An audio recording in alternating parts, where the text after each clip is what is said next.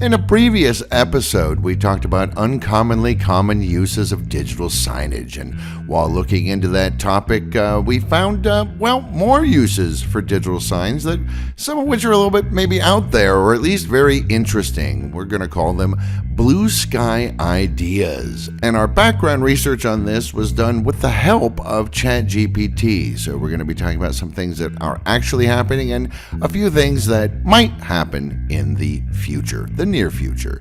To step through all this with me today, I'm joined by Debbie DeWitt, Marketing Communications Manager for Visix. Hi, Deb. Hi, Derek. You ready to get kind of wacky when thinking about the future of digital signage? Let's get crazy. All right. I'd like to thank Deb for talking to me today, and of course everybody out there for listening to this episode of Digital Signage Done Right. Don't forget you can subscribe, you can review us, and you can follow along with a transcript on the Visix website under Resources and Podcasts. Whether you're using digital signage or not, our podcast gives you practical tips for communications and content to better engage your audience. I'm Derek DeWitt. Welcome to Digital Signage Done Right. So we're going to look at a list of some new, potentially fantastical and unusual uses for digital signage that really push the boundaries of traditional applications.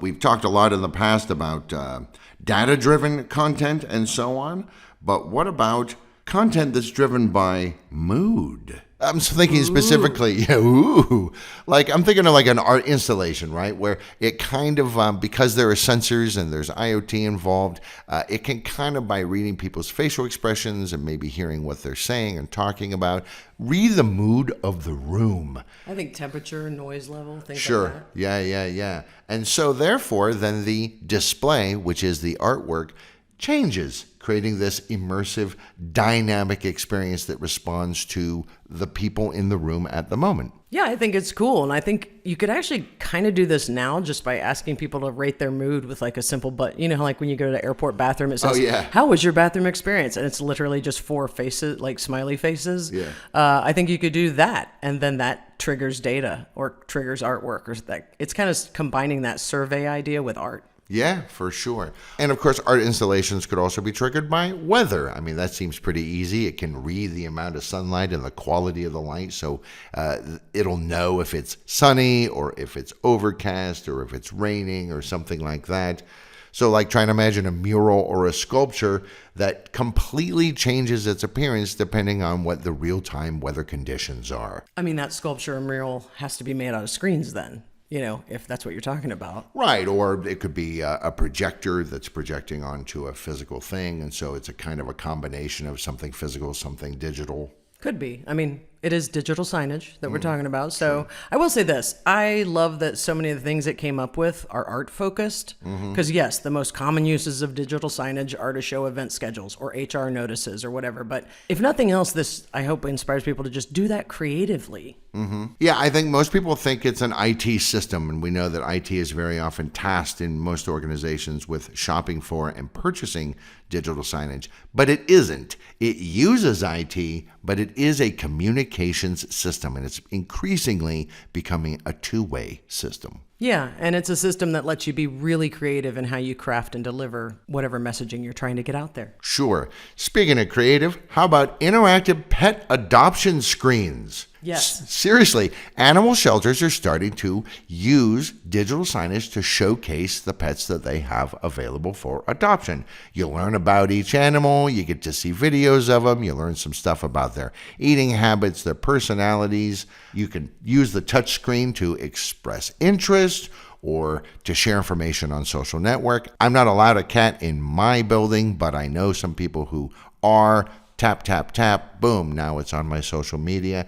And this, of course, then helps increase the chances that our furry and feathered and even scaled friends will find a nice home for themselves. Yeah, I think it's an awesome idea. I can see it being like, you know, Amazon, where you actually check type of animal do you want, what size, you know, certain breeds, you know, you could actually sort and filter, you know. Right. And I kind of think a lot of No people... snakes. No, but a lot of people are doing, a lot of shelters are doing this on their websites. You know, a lot of people get intimidated by, you know, interactive touch screen design, da-da-da. It's, if you think of it like a website, if you think of it as just bring your website down to that screen, take what you're trying to put in front of people, what you're trying to let them do, and put it there.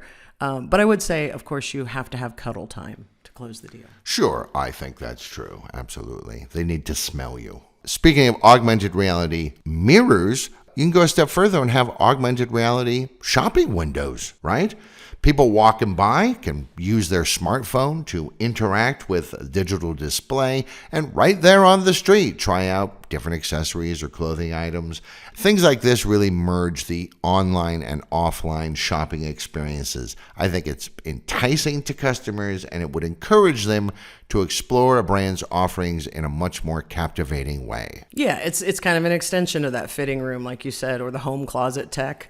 Window displays are their own art, especially at the holidays. A lot of, certainly the larger stores in cities, that's a whole thing. Go out and take a look at the windows. Oh, yeah. But bringing those screens, the glass screen that also lets you do messaging in it, or what I like better is using phones. We've done a lot of AR here in our city with different festivals and things, and man, it's just cool. And if you can do that, and of course, if it's retail, you tie it into a promo, or if it's community-based, you get them to sign up for your newsletter, or if it's a campus, tie it in with, I don't know, a treasure hunt, or you get some sort of, swag.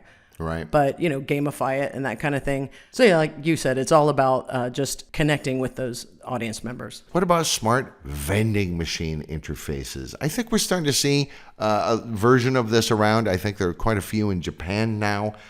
Product details, nutritional information, personalized recommendations. So it's like a menu board and personalized content and digital signage, and it's a vending machine. Yeah, and they're not just in Japan. I mean, they're on the loading docks of convention centers. I mean, they're everywhere. So, I mean, we've already known that like vending machines went digital. They've got Smart Pay. The entire front now is a digital sign, basically. So it's a lot of advertising, a lot of promo stuff. But like you said, I think it'd be cool if they go further than that. Maybe we work in that mood stuff. Maybe we work in weather triggers so that it's like it's colder, or or you seem to be unhappy. You need a Mountain Dew. Real-time language translation, especially as AI becomes more and more integrated into digital signage technology.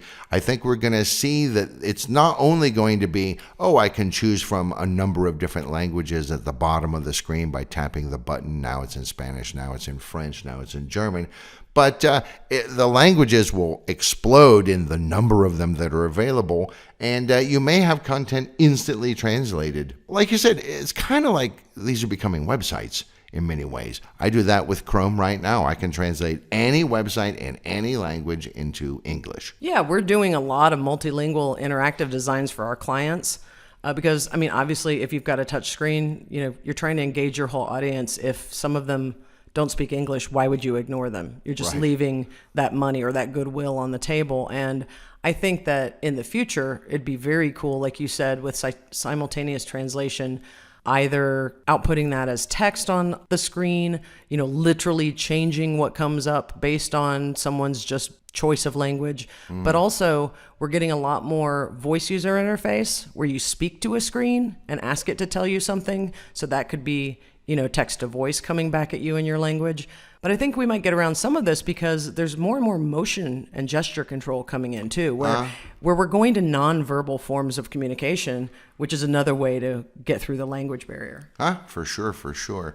Here's an interesting idea. Dynamic cemetery memorials. Apparently, there are some cemeteries out there.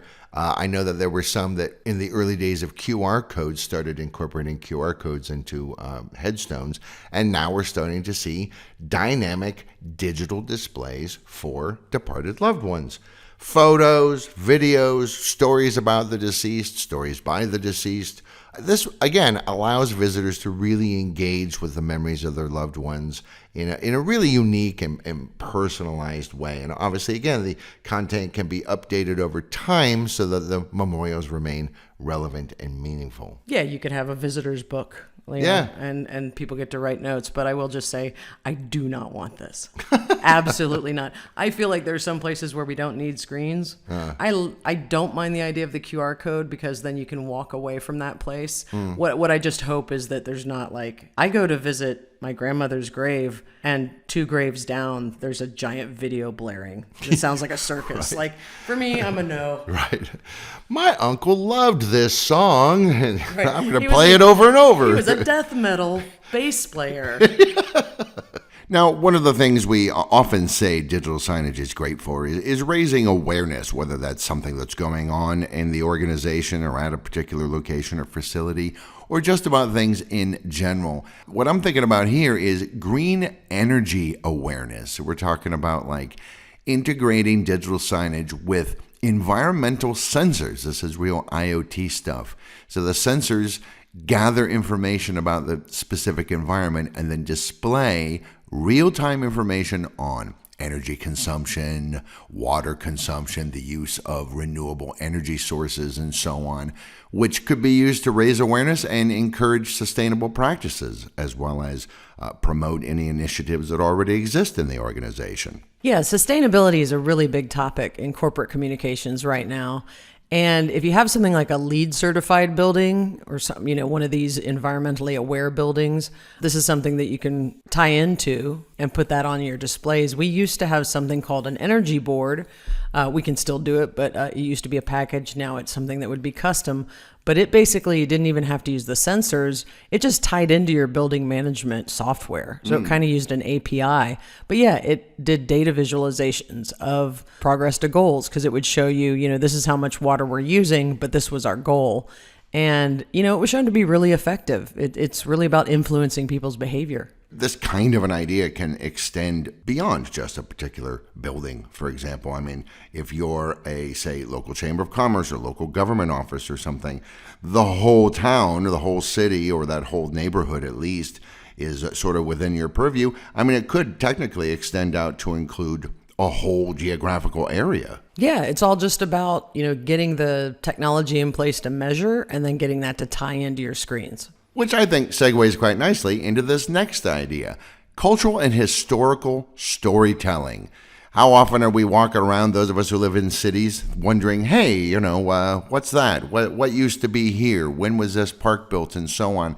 So what about using outdoor digital signage or even indoor at cultural sites or historical sites to give sort of an immersive storytelling experience. So visitors can interact with the signage, they can learn more about the history of the location, even before the building was built, its cultural significance, that particular structure, related stories, and so on. I mean, you can kind of drill down that as deeply as you like. Yeah, I think this would be really great for like museums. And, we mentioned before, we do a lot of timelines and things like that are sort of a play on donor boards or alumni boards or athletics teams for schools and colleges.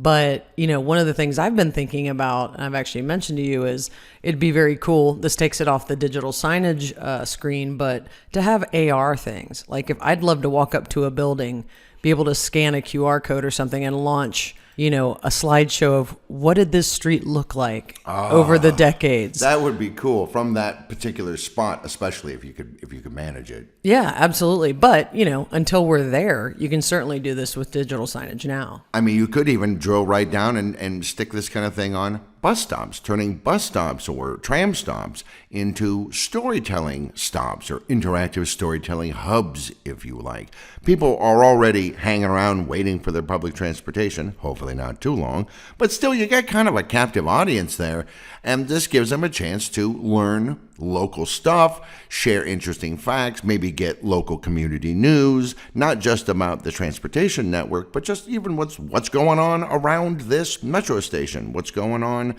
this weekend. Is there a half marathon? Are we going to have traffic stoppages? Things like that. I think anything you can turn into a story is a better piece of content than just saying it as an announcement or something. I think the bus stop idea is cool. It'd be very cool, of course, being in Europe. They have like double-decker buses for every popular city that at each stop you could tell sort of the little history of that area. The tour buses, like the big bus and stuff like that. Yeah, but certainly, there's a lot of that also in the States and in Canada. So yeah, we've said it many times. People prefer narratives. They won't like stories compared to just blasting them with some sort of info. We've seen, I'm sure there are studies out there. I've read some stats that prove that when you're trying to educate people, a narrative and storytelling is better. Right. And then we kind of extend that out to smart educational playgrounds. We got lots of public playgrounds out there in the urban space.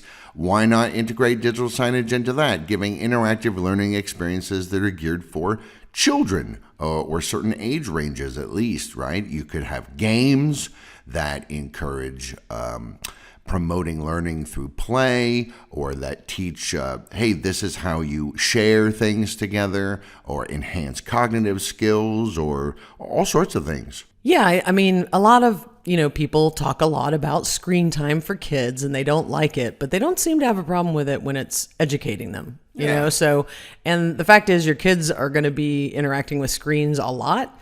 So if you've got a playground, or maybe it's not even a playground, maybe it's just, more and more, especially K through 12 in the upper grades, you've got sort of hangout zones and lounges and things like that. They're becoming more like college campuses. So put some educational signage around so that time isn't just spent, on Instagram.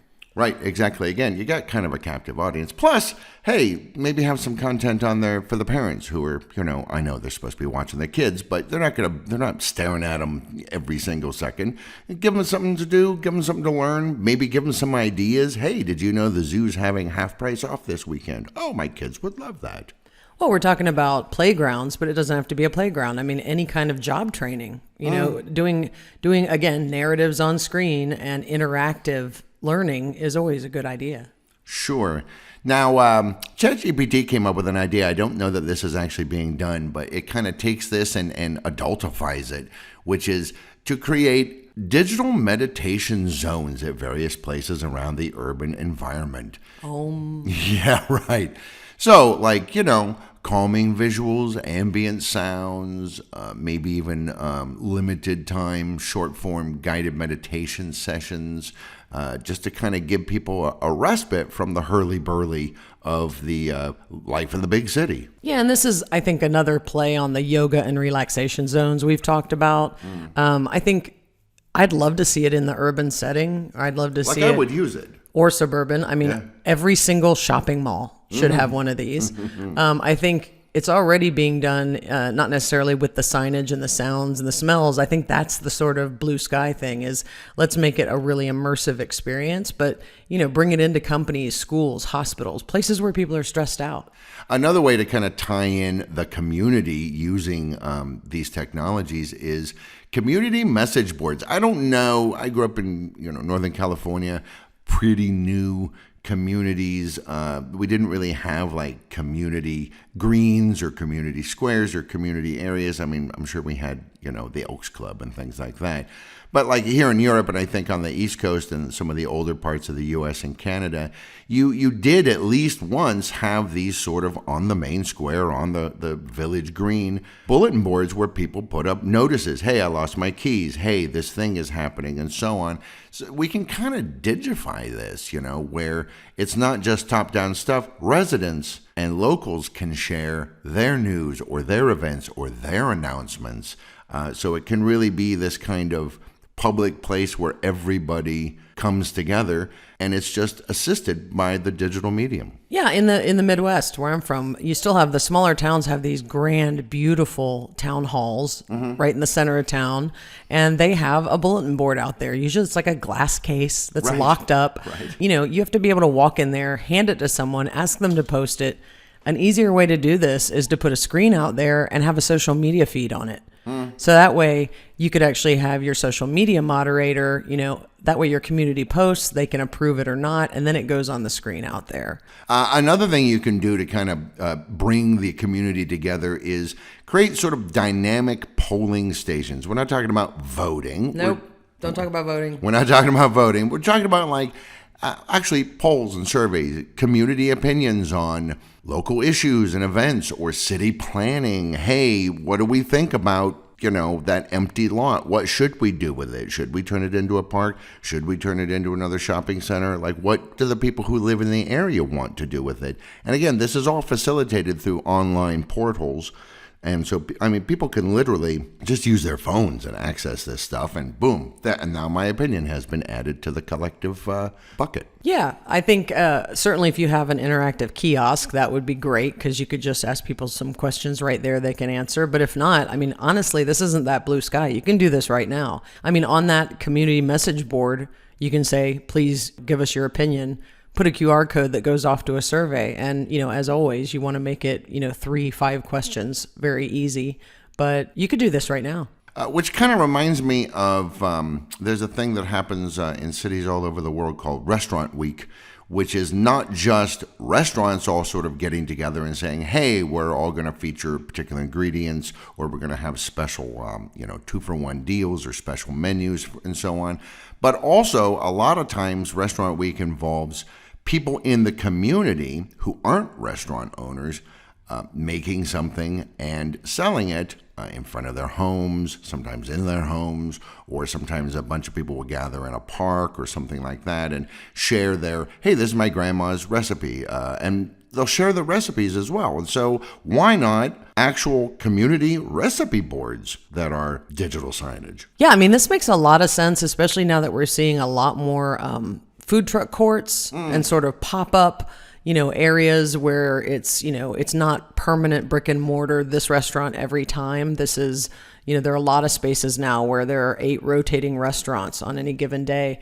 And it'd be a really great promotional tool to have that, not your signature dish, of course, because you don't want to lose that revenue, but to throw something out there. It really can make the customers more loyal to you. It can make them connect with your brand.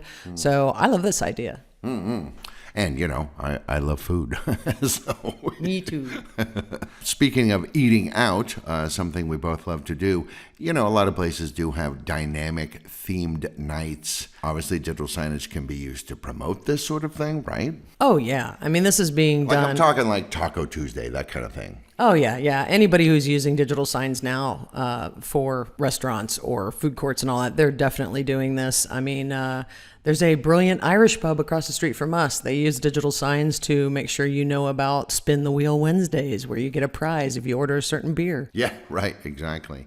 Now, some ideas in the eating out space that I either came across or ChatGPT suggested. Here's one: interactive menu tables. Yeah, and this is basically equipping your tables with interactive digital displays. So your tabletop is a touchscreen. So your customers can browse the menu, customize their order, and maybe even play games while they're waiting for the food. They can pay for it, everything. It's sort of taking that whole QR menu experience a step further and making your table a screen. Okay. Augmented reality menu exploration. Yeah, if you have that menu on your tabletop, or even if you do have a QR code, what you could do is launch an AR app that actually has an overlay with additional information. You could have 3D images or videos. You could show the cooks making it. You could show that recipe we talked about. So basically, it's just another way to go deeper with the visitor experience. Sure. Which leads into having a live kitchen cam, which at first you kind of go, really? But actually, I know some places do this, at least on the web. They have webcams for the kitchen. Oh, yeah. And I mean, there are a lot of chef's tables and there are a lot of open kitchens. Open kitchens have been the thing for decades now. We like that behind the scenes. We like to see what they're doing, how they're making our food. And again, it's all about customer experience and just making it a little more immersive. Sure. Now, a lot of restaurants are really focusing on farm-to-table type stuff. What about smart farm-to-table displays? What would those be like? I'm not sure about that phrase. I really think this is just another layer of information for the same thing we've been talking about. You could talk about where you're sourcing your ingredients, what the farming practices are, the origins of your coffee, whether it's fair trade. And I think this goes back to sustainability. We talked about energy and sustainability before, but this is about, helping consumers make informed choices. So I don't see this as a separate display. I see it as another layer that you could put on that sort of tabletop display or menu display. Sure, and I also kind of like the idea that it gives you, if you're interested in this, it gives you the option to learn it. So, for example, the reason I bring this up is there's a restaurant we went to, a couple of years ago now, that they're very proud of where they source their pork. And honestly, 2 pages of that menu are devoted to the story of this pork, and you're like, too much. Well, A, it's too much, and B, it's kind of not the right place for that, because when I sit down, I'm thinking about what I want to eat. Maybe I'll look at that later, except that after I've ordered, you've taken the menus away. Whereas here, it's kind of a leave behind almost. It's like, and now here's some more information for you if you care to know it. You're letting the person search when and how they want, So yeah, I'm with you. Sometimes I think it's very good to know where our food comes from, but at the same time, I don't necessarily want to read all about the pigs that I'm about to eat. That's true. Or the carrots. Right. Carrots have feelings too. This is Ed. He's a carrot. Yeah, when we're talking about sourcing and all that, I mean, sometimes it's just curiosity. Sometimes it's like, no, I have allergies or I want certain things. My doctor's told me I need more vitamin K or whatever. So having the ability to sort of personalize nutritional information and recommendations would be kind of great. Oh yeah. I mean, if you're using that interactive tabletop, people could actually, sort by everything gluten-free, everything plant-based. You could actually just start with do a very quick survey. Are you allergic to anything? And put, the 6 most common things or an other, and it could then come back and only show you things that you can eat, which would be nice instead of you having to weed through. Instead, everything it showed you is for you. If you are going to do that, that information has to be updated. It has to be real time. Yeah. You do not, we had to substitute this ingredient today and we forgot to change our actual menu items. That would have to be, I would imagine it could run off of your restaurant system. Right, your inventory and so on. And then, just kind of talking about a few of the other restaurant-y ideas, this idea of, hey, real-time ingredient sourcing, especially if you're, say, talking about, hey, when did this orange roughy get to this restaurant? And maybe in the future, people might even choose some of their menu items based on the carbon footprint of it, things like this. Or virtual wine pairing. That's another thing, some kind of a little algorithm or AI even that doesn't just go, oh, this is fish, try this wine, but actually you answer some questions and it learns you a little bit and it goes, okay, I think you might like this. Something like that. Yeah, I think all of these ideas are just talking about, leveraging your screens to enhance the overall restaurant experience. You're going to want to improve your menus, make it as interactive as you can, as personalized as you can. And that's really where all digital communications are going. We've talked about that before too. I think what you do with it is going to depend on your brand, the style of your restaurant, and whatever your goals are. And obviously, your audience or your customer base. Right. And the last 4 items that I have here are about traveling. So when you're out there in the world on holiday or traveling for business or whatever, digital signage, it can still be your friend. So for example, navigation that is powered by AI. Ooh, buzzword rich. Right. Which is funny because I'm kind of like, what we're talking about is AI-powered wayfinding. So it's wayfinding. You can do this now if you wanted to put a screen in a public space to whatever the local landmarks are. You could actually have people now, just like you do in a shopping mall. I need a restroom. I need an ATM. I need to get to the museum. But AI-powered would be nice because maybe you could walk up and say, I'm interested in architecture, and it would go, oh, these are 3 very interesting sites nearby. Would you like to learn about them? If you're in Chicago, take the architectural boat tour because it's architecture rich. Yes, always. Absolutely. But also, with AI powered, you can incorporate, just like you use Waze or Google now to see, if you're driving, I don't think you're going to use this, but even if you're walking, that street could be under construction. Sidewalks get closed off. It's extremely busy. You're in Manhattan, this time of day on this street is not the way to go. Go this other way. And maybe you could even tell it but we do need lunch somewhere in the next hour or two. So it could actually map out, well, what do you want? I want Italian and I want to go to these 3 places. Great. I'd suggest you walk this way, see this, have lunch, go to the next 2. Almost like a little personalized walking tour that you could take with you on your phone or something like that. That would be quite cool. I like this idea of personalization. We talk about this all the time, and I think we're going to see more and more of this. What about personalizing travel itineraries? Kind of like what you said with that, but say bigger. Like, hey, my wife wants beach, and I want, good pubs, and the kids, we need a playground. I can find this information online. It's going to take me hours and hours. It could also be when you're traveling, event recommendations for the area. Like if you're in Boston, what art exhibitions are going on, or hey, what bands are playing, or wherever you happen to be.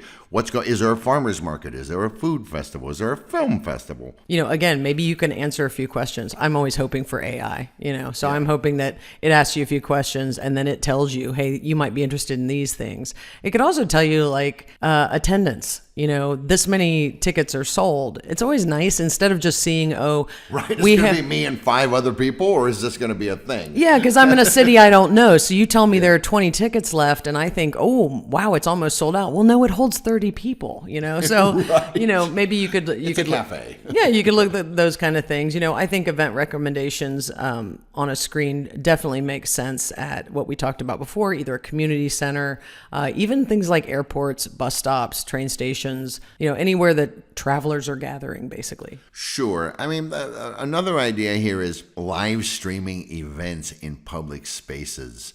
I think they already do. Absolutely. You're going to have, we've done this here. We've gone to places that show the World Cup games, Eurovision, very popular here. Oh yeah. So you want to get the Oscars. Yeah. Any large thing like that, except the Oscars probably wouldn't let you because, Right, Dick Clark Productions. Yes, they want you to pay for it. But I think that it makes sense, and I think again this would be more in the urban planning environment if you're talking about putting these in. Now we actually saw something at ISE this year that was a football game.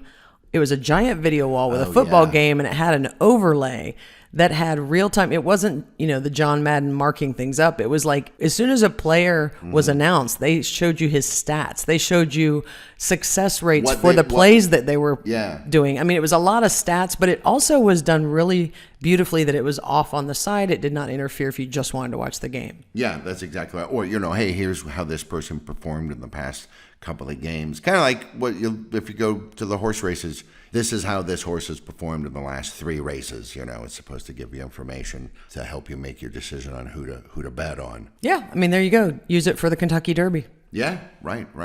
And then the last thing was personalized travel itineraries, which maybe at transportation hubs, like at the Greyhound station or at the main train station, something like that. Maybe, though, this to me feels like something that would be more like a website that I can access either at home or on my phone. I think so, too. If you're looking for a full travel itinerary, I mean, sure, at an airport or a train station, you might have a hotel's kiosk, which is basically like a booking.com on an interactive screen where you can say, I have this much money and it's these nights, and it only gives you local things. But yeah, I'm with you. I don't know a whole lot of people that would, get on a plane, go somewhere, and then decide. Right, and they go, well, I need something to do. Yeah. The events thing, it's basically like I love the events idea because it's basically like go out on the screen. Right. The magazine that sometimes is free in an area, and it's a lot to slog through versus being able to filter. Yeah, for sure.